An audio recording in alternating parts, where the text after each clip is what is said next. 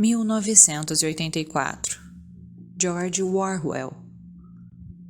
Parte 1, capítulo 7. Se há esperança, Winston escreveu, é nos proletas. Se havia esperança, tinha de ser nos proletas, porque só de lá, nas massas agitadas e menosprezadas, 85% da população da Oceania poderia vir a força que destruiria o partido. O partido não poderia ser derrubado por si mesmo. Seus inimigos, se é que existiam, não tinham como se juntar, nem mesmo como se identificar mutuamente. Ainda que a lendária Irmandade existisse, era inconcebível que seus membros, alguma vez, pudessem se reunir em grupos maiores do que 2 ou 3. Rebelião significava certo olhar nos olhos, uma inflexão da voz. No máximo uma palavra ou outra na maior discrição. Mas os proletários, se ao menos se tornassem conscientes da própria força, nem precisariam conspirar. Bastava se levantar e se sacudir como um cavalo espantando as moscas. Se quisessem, poderiam implodir o partido amanhã de manhã, cedo ou tarde. Com certeza a ideia de fazer isso vai lhe ocorrer.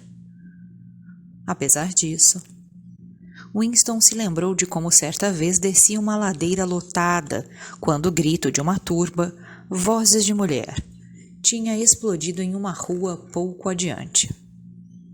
Era um grito impactante de raiva e de desespero, um "uau" profundo, que vibrava como um sino. Seu coração deu um salto. Começou, ele pensou, um motim. Os proletas estavam se libertando afinal. Chegando ao local, o que ele viu foi uma multidão de 200 ou 300 mulheres amontoadas ao redor das barracas de um mercado ao ar livre, com expressões trágicas, como se fossem as passageiras condenadas de um navio a pique.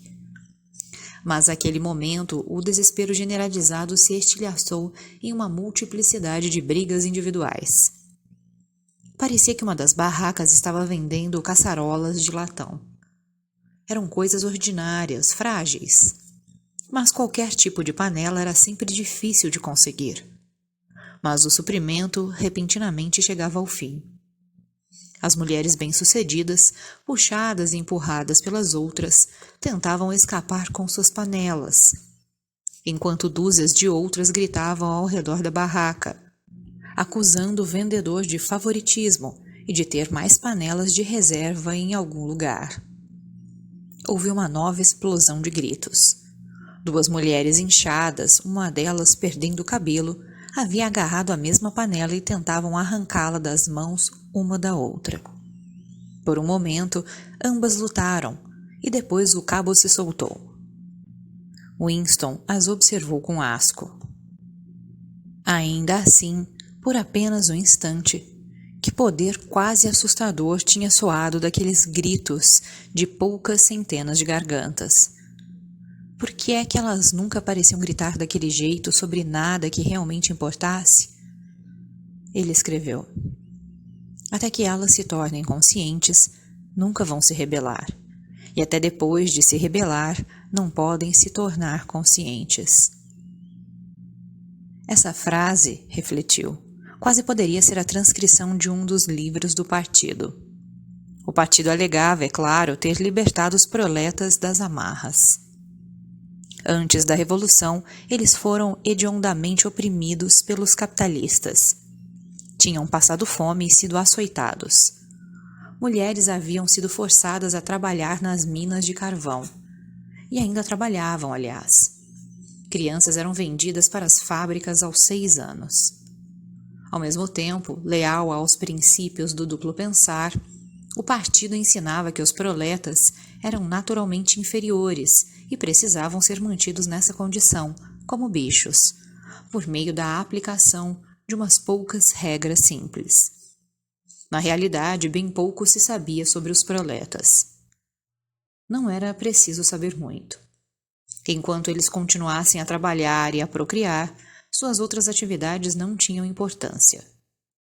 Deixados à própria sorte, como gado solto nos prados da Argentina, haviam voltado a um estilo de vida que lhes parecia normal, como se seguissem um padrão da própria ancestralidade. Eles nasciam, cresciam nas sarjetas, iam trabalhar aos 12 anos, passavam por um breve período de florescimento de beleza e desejo sexual. Casavam-se aos 20, atingiam a meia-idade aos 30 e morriam, em sua maior parte, aos 60.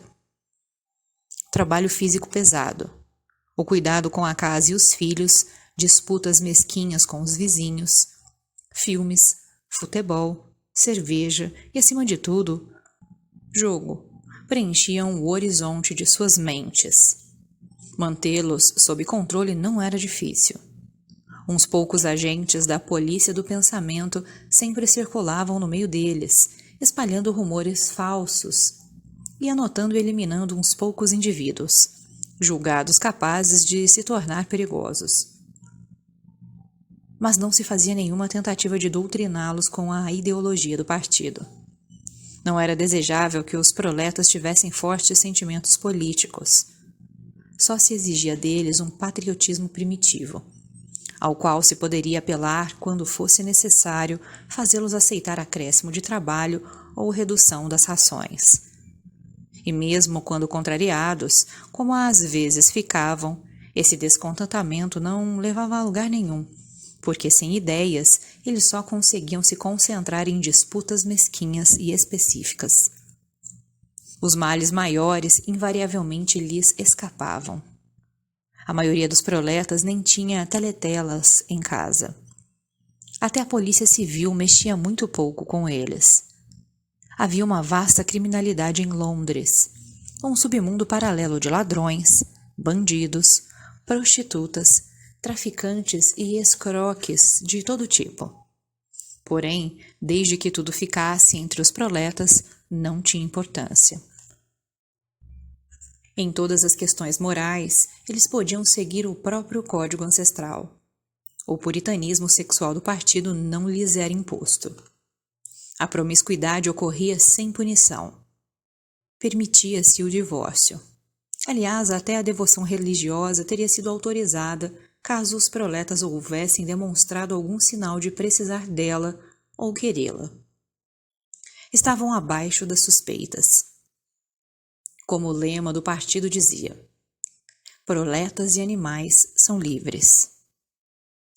Winston se abaixou e cuidadosamente coçou a úlcera varicosa. Tinha voltado a pinicar. Também sempre voltava à impossibilidade de saber como era a vida de verdade antes da Revolução. Ele tirou da gaveta um exemplar de um livro de história para crianças que havia tomado emprestado da Sra. Parsons e começou a copiar um trecho no diário.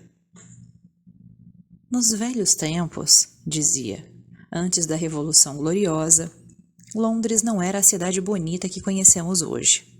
Era um lugar escuro, sujo e miserável, onde quase ninguém tinha o suficiente para comer, e onde centenas e milhares de pobres não tinham botas para calçar, nem um telhado sob o qual dormir.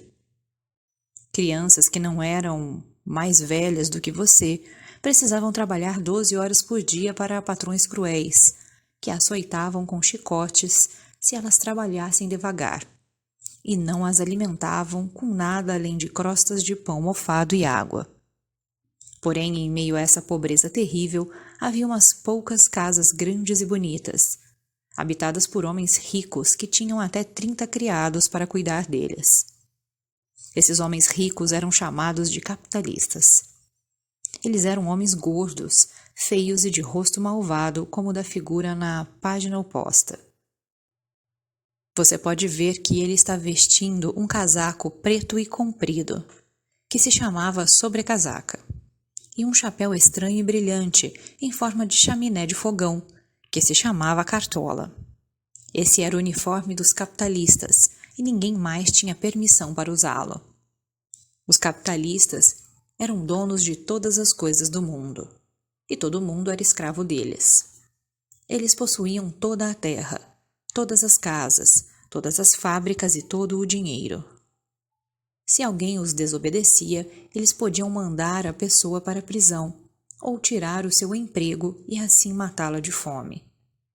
Quando uma pessoa comum falava com um capitalista, precisava se encolher e se curvar, tirar o chapéu e chamá-lo de senhor.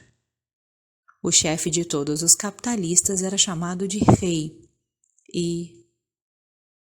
Ele conhecia o resto do livro. Haveria menção aos bispos em suas vestes de cambraia, aos juízes em suas togas de pele de arminho, ao pelourinho, ao tronco, ao engenho e ao chicote, ao banquete do senhor prefeito e ao costume de beijar os pés do papa. Existia também uma coisa chamada Jus Primae Noctis, que provavelmente não seria citada em um livro para crianças. Tratava-se de uma lei pela qual todo capitalista tinha o direito de dormir com qualquer mulher que trabalhasse em uma de suas fábricas. Como saber qual parte era mentira? Talvez fosse verdade que o ser humano médio estivesse melhor agora do que antes da Revolução. A única evidência em contrário era o protesto mudo dos seus próprios ossos. O sentimento instintivo de que as condições em que você vivia eram intoleráveis e que em alguma outra época deveria ter sido diferente. Ocorreu-lhe que a única coisa verdadeiramente característica da vida moderna não eram a crueldade e a insegurança, mas simplesmente a crueza, a sujeira, a apatia. A vida, se você olhasse ao redor, não era diferente apenas das mentiras que saíam das teletelas, mas também dos ideais que o partido tentava atingir. Grande parte dela, até para um membro do partido, era neutra e apolítica. Uma questão de se acabar em trabalhos extenuantes.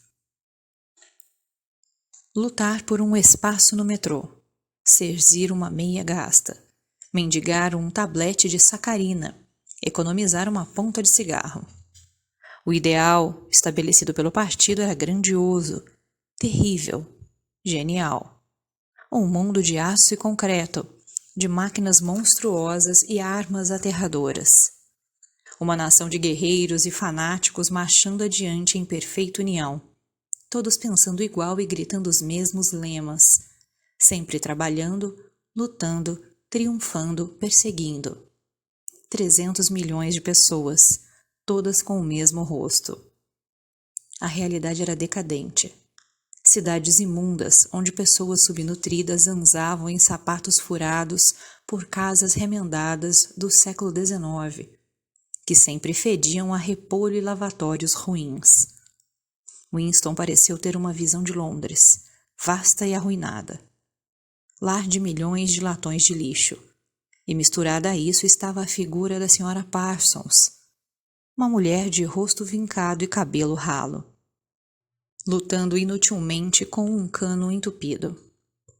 Ele se abaixou e coçou o tornozelo de novo. Dia e noite, as teletelas bombardeavam seus ouvidos com estatísticas, provando que na atualidade as pessoas tinham mais comida, mais roupas, casas melhores, entretenimento de qualidade. Que viviam mais, trabalhavam menos.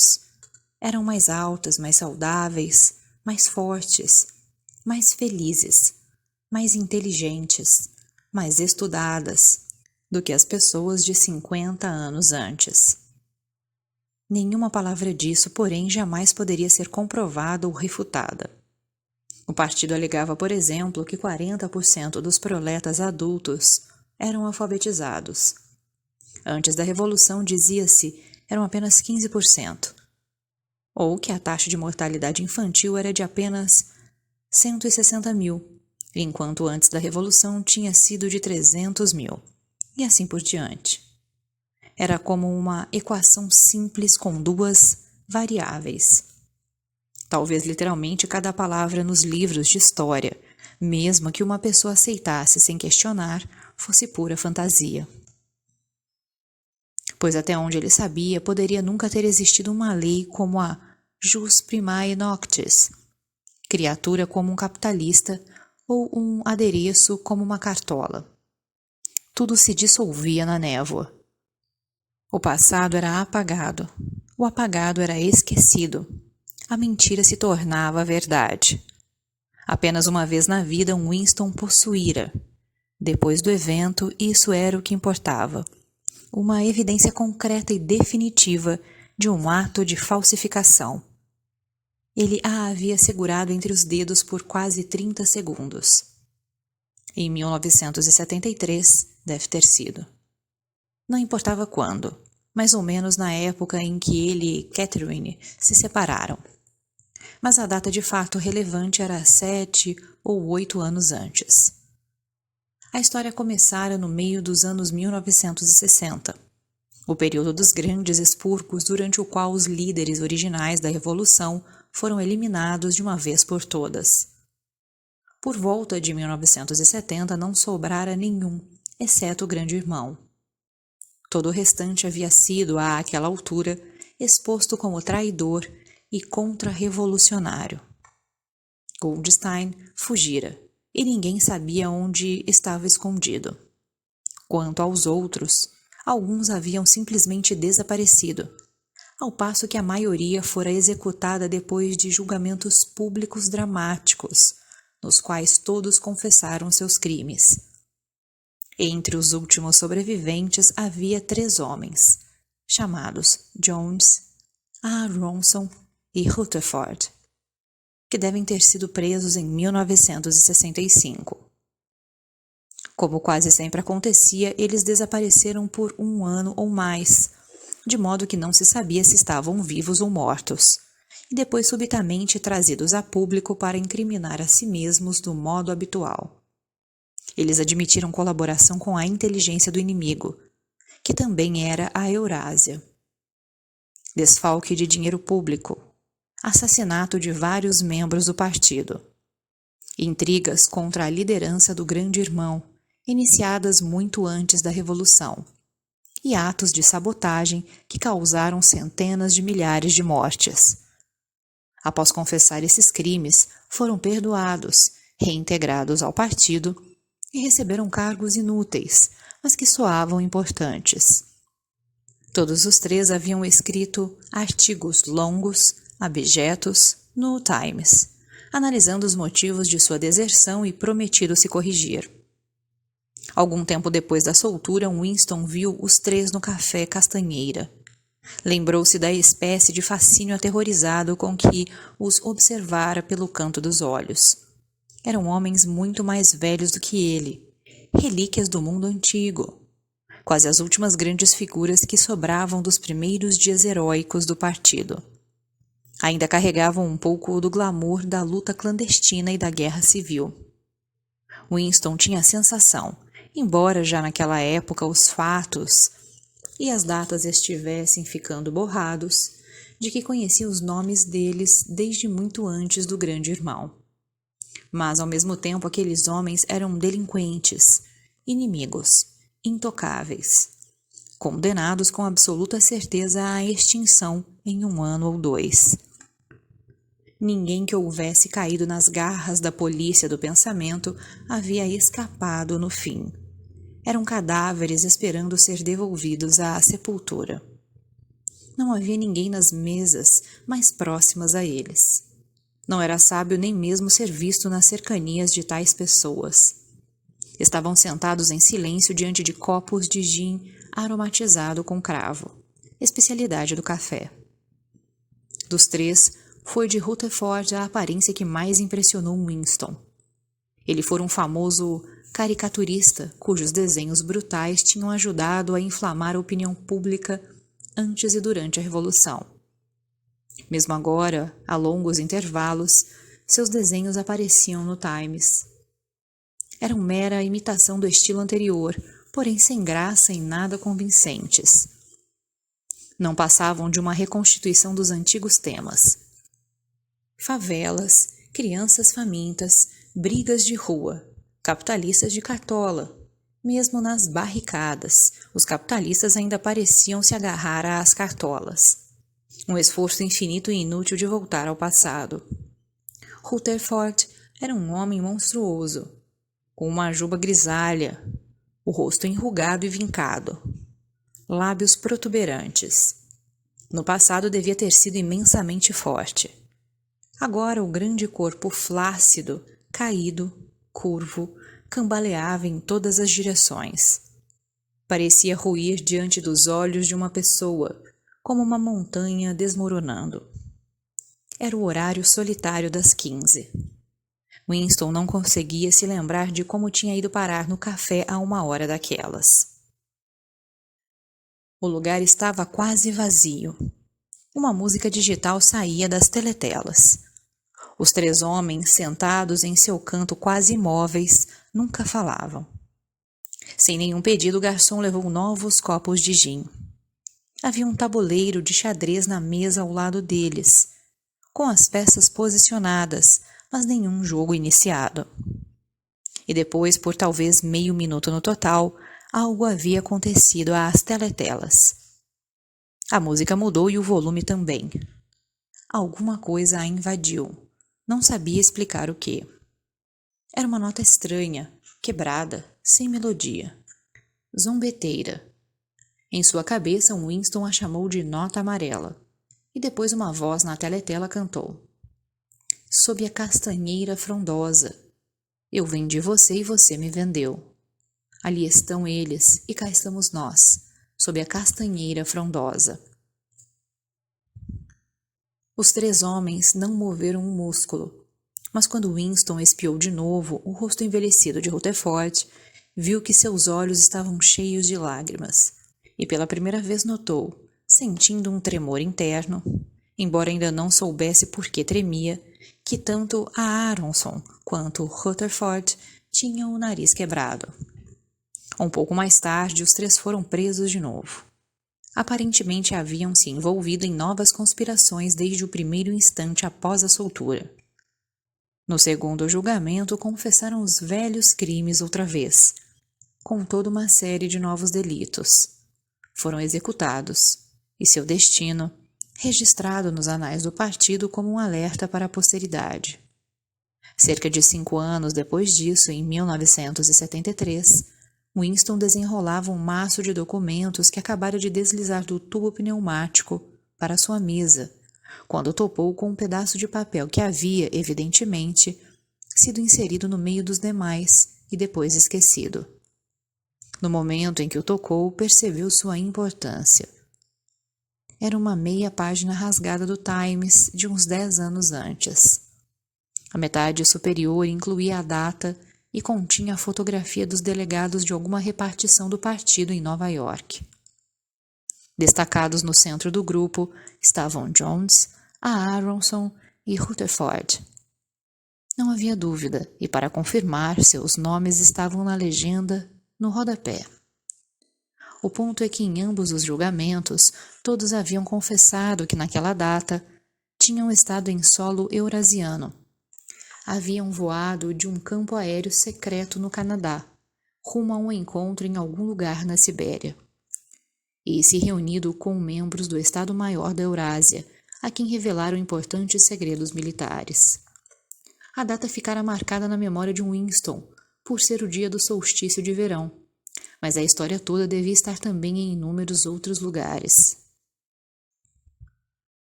Havia uma única conclusão possível. As confissões não passavam de mentiras. Obviamente, isso não era novidade. Mesmo naquela época, Winston não imaginava que as pessoas eliminadas nos expurgos tivessem realmente cometido os crimes de que eram acusadas. Mas se tratava de uma evidência concreta.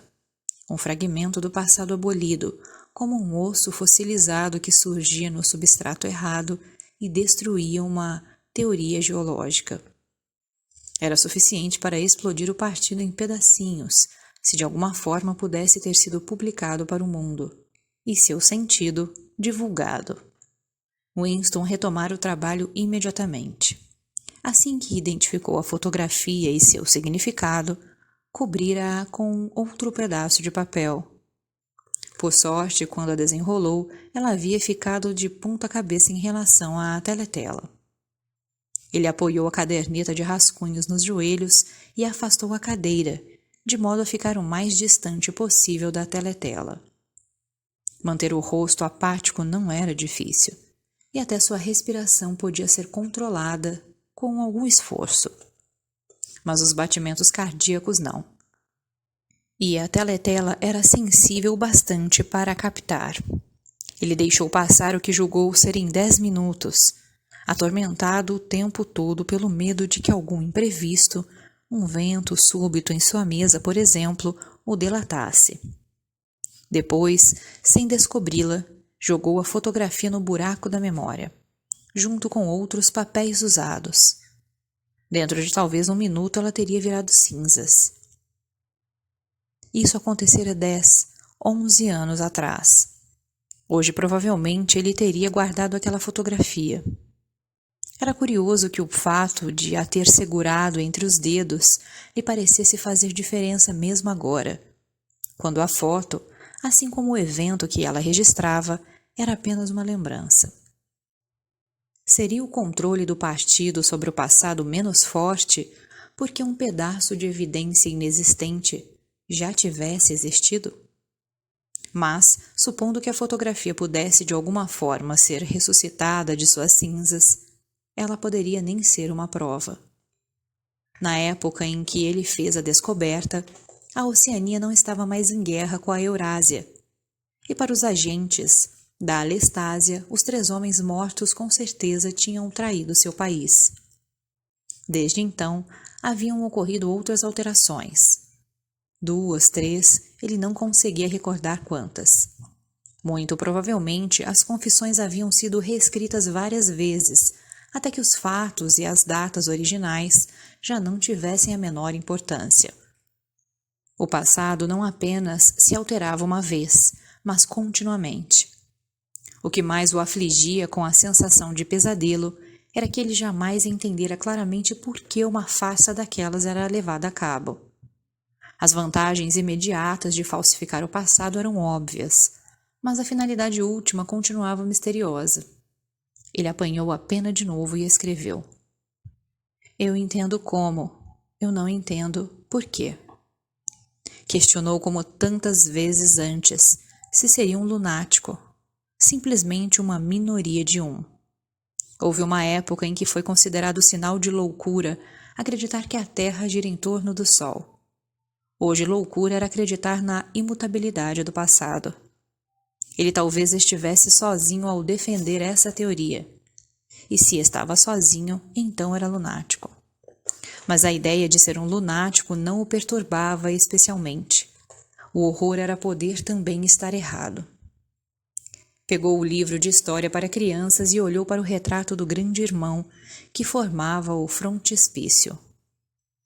Os olhos hipnóticos encararam os dele. Era como se uma força imensa o reprimisse. Algo que penetrava seu crânio, esmurrava seu cérebro e o amedrontava com suas próprias crenças, convencendo-o quase a negar as evidências dos seus sentidos. No final, o partido anunciaria que 2 e 2 são 5. E você teria de acreditar.